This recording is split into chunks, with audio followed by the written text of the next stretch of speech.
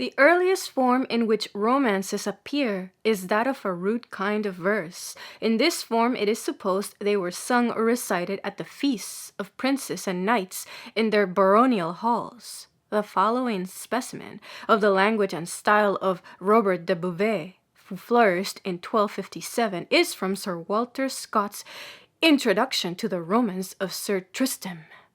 Ne voile pas aimer dire, ici diverse la matière, entre ceux qui solent conter, et de le conte Tristan parlait. I will not say too much about it, so diverse is the matter among those who are in the habit of telling and relating the story of Tristan. This is a specimen of the language which was in use among the nobility of England in the ages immediately after the Norman conquest. The following is a specimen of the English that existed at the same time among the common people.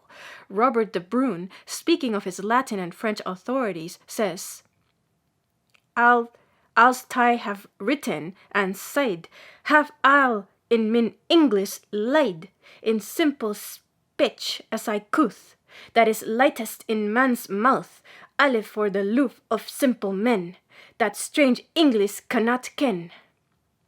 The strange English being the language of the previous specimen, it was not till towards the end of the 13th century that the prose romances began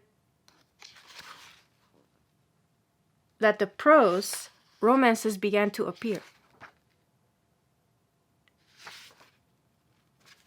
It was not till towards the end of the 13th century that the prose romances began to appear. These works generally began with disowning and discrediting the sources from which in reality they drew their sole information.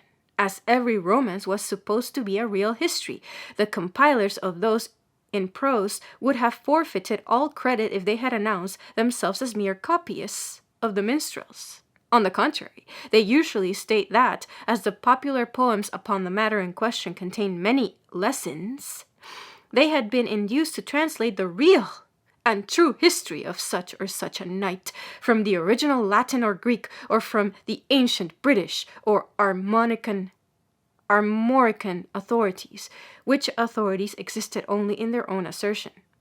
A specimen of the style of the prose romances may be found in the following extract from one of the most celebrated and latest of them, the Morte d'Arthur of Sir Thomas Malory of the date of 1485.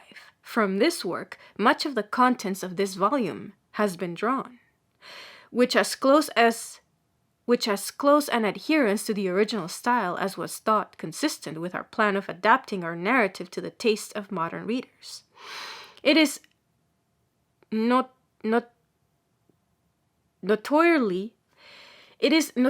known through the universal world that there been Ixworthy and the best that ever were, that is to wet the Paynims, 3 Jews and 3 Christian men. As for the Paynims, they were tofore the incarnation of Christ, which were named the first Hector of Troy, the second Alexander the Great, and the third Julius Caesar, Emperor of Rome, of whom this story's been well known and had. And as for the 3 Jews, which also were tofore the incarnation of our Lord, of whom the first was Duc Josue, which he brought the children of Israel into the land of behest, the second David, king of Jerusalem, and the third Judas Maccabeus. Of these 3, the Bible rehearseth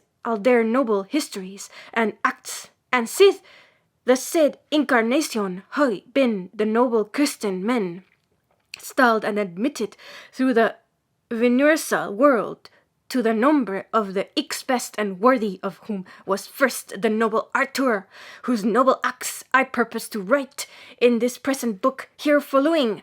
The second was Charlemagne, or Charles the Great, of whom this story is had in many places both in French and English, and the third and last was Godfrey of Boulogne.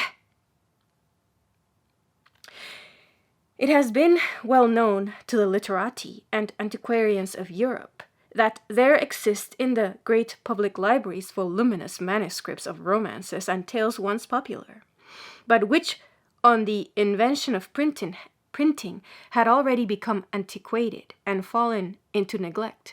They were therefore never printed and seldom perused even by the learned, until about half a century ago, when attention was again directed to them, and they were found very curious monuments of ancient manners, habits, and modes of thinking. Several have since been edited, some by individuals, as Sir Walter Scott and the poet Southey, others by antiquarian societies. The class of readers which could be counted on for such publications was so small that no inducement of profit could be found to tempt editors and publishers to give them to the world. It was therefore only a few, and those the most accessible, which were put in print. There was a class of manuscripts of this kind which were known, or rather suspected, to be both curious and valuable, but which it seemed almost hopeless to expect ever to see in fair printed English. These were the Welsh popular tales, called Mabinogeon, a plural word, the singular being Mabinogi, a tale. Manuscripts of these were contained in the Bodleian Library at Oxford and elsewhere, but the difficulty was to find translators and editors. The Welsh is a spoken language among the peasantry of Wales, but is entirely neglected by the learned, unless they are natives of the Principality. Of the few Welsh scholars, none were found who took sufficient interest in this branch of learning to give these productions to the English public. Southey and Scott and others who, like them, loved the old romantic legends of their country, often urged upon the Welsh literati the duty of reproducing the Mabinogeon. Southey, in the preface to his edition of Morte d'Arthur, says, "The specimens which I have seen are exceedingly curious, nor is there a greater desideratum in British literature than an edition of these tales, with a literal version and such comments as Mr. Davis of all men is best qualified to give. Certain it is that many of the Round Table fictions originated in Wales or in Bretagne, and probably might still be traced there." Again, in a letter to Sir Charles W. Wynne, dated 1819, he says, "I begin almost to despair of ever seeing more of the Mabinogeon, and yet if some competent Welshman could be found to edit it carefully, with as literal a version as possible, I am sure it might be made worth his while by a subscription. Printing a small edition at a high price, perhaps 200 at 5 guineas, I myself would gladly subscribe at that price per volume for such an edition of the whole of your genuine remains in prose and verse. Till some such collection is made, the gentlemen of Wales ought to be prohibited from wearing a leek, aye, and interdicted from toasted cheese also. Your bards would have met with better usage if they had been Scotchmen." Sharon Turner and Sir Walter Scott also expressed a similar wish for the publication of the Welsh manuscripts. The former took part in an attempt to effect it through the instrumentality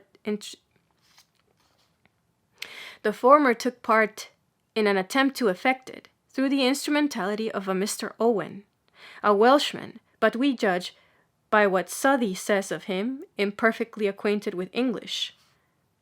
Southey's language is, "William Owen lent me 3 parts of the Mabinogeon, delightfully translated into so Welsh an idiom and syntax, that such a translation is as instructive as an original." In another letter he adds, "Let Sharon make his language grammatical, but not alter their idiom in the slightest point." It is probable Mr. Owen did not proceed far in an undertaking which, so executed, could expect but little popular patronage. It was not till an individual should appear possessed of the requisite knowledge of the 2 languages, of enthusiasm sufficient for the task, and of pecuniary resources sufficient to be independent of the booksellers and of the reading public, that such a work could be confidently expected. Such an individual has, since Southey's day and Scott's, appeared in the person of Lady Charlotte Guest, an English lady united to a gentleman of property in Wales, who, having acquired the language of the principality and become enthusiastically fond of its literary treasures, has given them to the English reader, in a dress which the printers and the engravers' arts have done their best to adorn. In 4 royal octavo volumes containing the Welsh originals, the translation and ample illustrations from French, German, and other contemporary and affiliated literature, the Mabinogeon is spread before us, to the antiquarian and the student of language and ethnology, an invaluable treasure. It yet can hardly in such a form win its way to popular acquaintance.